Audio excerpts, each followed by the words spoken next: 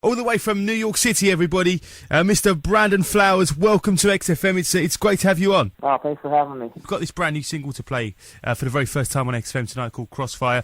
Tell us about the decision to do a solo album, first of all, Brandon. Was this down to circumstances, how this album came about, or is it something you've been planning to do for a while? Yeah, no, this is definitely kind of born out of circumstance. A couple of the guys in the band are, want to have a long break, and I definitely can't blame them. We've been going, full throttle for about 7 years now. So it's just, I just kind of have this fire that I was still burning, and I just wanted to make this record.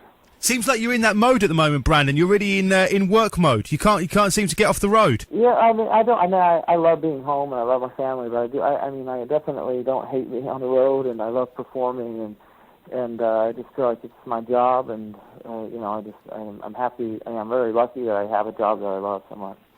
Now, sometimes when a big star like you, Brandon, announces a solo album, we get a bit worried, right? We're thinking side projects, we're thinking hobby horses, we're thinking potential self-indulgence. Now, from the one song I've heard so far, the new single Crossfire, this is very much not the case as far as you're concerned. You made a big album here, big name producers. It's quite an ambitious record, right? It's going to very safely sit alongside all the Killer stuff. Yeah, it's I kind of tossed around ideas.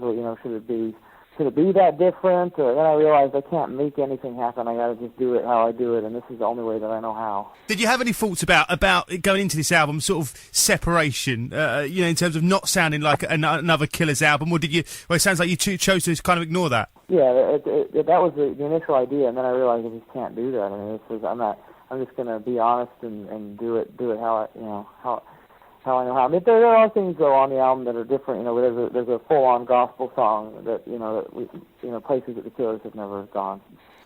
You didn't skimp as far as production duties are concerned on this one, did you? Hey. No, I got the dream team. The dream team. It doesn't get much bigger than this. Let's run through these names, shall we? Stuart Price, who's done some Madonna and did the Day and Age with you, Brandon. Of course, Brendan O'Brien, some great Bruce Springsteen stuff. Daniel Lanoid from your U2 production duties.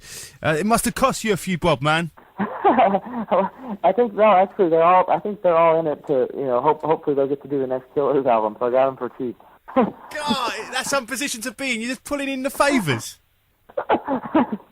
It's the way you got to get juiced in. It's the Vegas way. So basically, they're just like these names, these massive names. They're just auditioning for a gig on the next Killers record. That's what you're telling me here.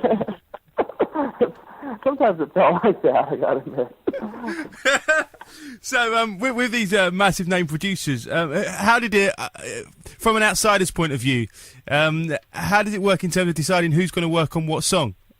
We just took it one song at a time, and it was great seeing a song, seeing Stuart Price take a song that was maybe very rootsy and traditional and bringing it into the future, and it was also great, having the opposite happen, where I thought a song was going to be very synth-driven, and it became a real, rock song, and so it was really a fun experience. Got to talk briefly before you go, Brandon, about you coming to the UK. I know you're doing this, and then in between now and the release of the album, which is like September time, you're having a few months off, but you're going to be coming over here before the end of the year to tour this record. Definitely, yeah. Is that definitely? That's it in the diary, is it? It's in the diary. Yeah. That's good news. That's good news. And I've got, all these questions I've got to get out of the way, man.